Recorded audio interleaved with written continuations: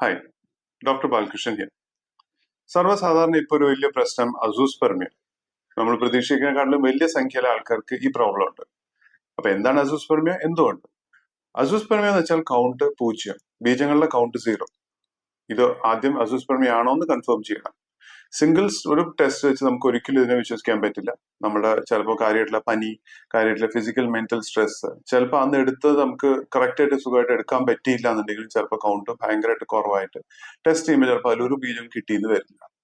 അപ്പൊ നമ്മുടെ ആവശ്യം at least 2 test gap of 4 weeks എന്ന് വെച്ചാൽ ഒരു മാസത്തെ ഗ്യാപ്പിൽ 2 ടെസ്റ്റ് ആയാലും ചെയ്തിട്ട് 2 നെഗറ്റീവ് ആണെങ്കിൽ നമ്മൾ സംശയിക്കും.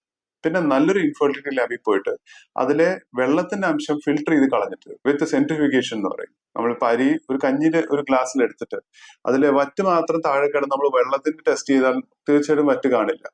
അപ്പൊ ആ വെള്ളം മുഴുവൻ കളഞ്ഞിട്ട് താഴത്തെ വറ്റിന്ന് എടുത്തു കഴിഞ്ഞാൽ ചിലപ്പോൾ നമുക്ക് അതിൽ ബീജങ്ങളെ കിട്ടും. അതേപോലെ നമ്മൾ വൃക്ഷത്തിന്റെ ഈ ഉള്ളിലുള്ള ബീജങ്ങൾ ശുക്ലത്തിനെ പുറത്തു വരുമ്പോൾ അതിനെ ഫിൽട്ടർ ചെയ്തിട്ട് സെൻട്രിഫിക്കേഷൻ ചെയ്തിട്ട് അരിച്ചിട്ട് ആ അടിയിലത്തെ അംശത്തിന് എടുത്താൽ ചിലപ്പോൾ അത് കിട്ടും.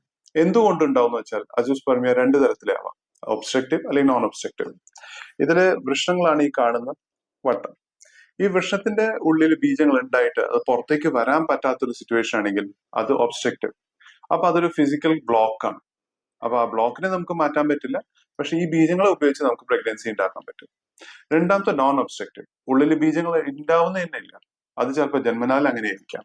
ജന്മനാൽ വൃക്ഷങ്ങളുടെ സൈസ് കുറവും അതിന്റെ വളർച്ച കുറവും, അത് എന്തെങ്കിലും അസുഖങ്ങൾ, മംസ് പോലത്തെ അസുഖം, അല്ലെങ്കിൽ കാര്യമായിട്ടുള്ള പണ്ടത്തെ സർജറി, റേഡിയേഷൻ, കീമോതെറാപ്പി, എന്തെങ്കിലും കാരണം ബീജങ്ങൾ ഉണ്ടാവുന്നതന്നെ ഇല്ല. ഉള്ളിലുണ്ടായ ബീജങ്ങളൊക്കെ ഉണ്ടാക്കുന്ന അണുക്കൾ തന്നെ നശിച്ചു പോയിട്ടുണ്ടെങ്കിൽ അത് അസൂസ്പെർമിയ ആയിരിക്കാം. പക്ഷെ അതിലും ചിലപ്പോൾ 100% ബീജങ്ങൾ നശിച്ചു പോയിട്ടുണ്ടാവില്ല. ചിലപ്പോൾ ഇനിയും അവിടെ ഇവിടെ പാച്ചസ് ഓഫ് സ്പേംസ് ഉണ്ടാവാം. അതിനെ വെച്ചിട്ട് നമുക്ക് പ്രഗ്നൻസി ഉണ്ടാക്കാൻ പറ്റും.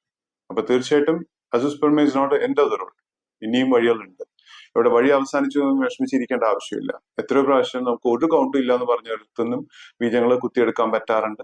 അതിൽ നിന്ന് പ്രഗ്നൻസി ഉണ്ടാക്കാനും പറ്റാറുണ്ട്. Thank you.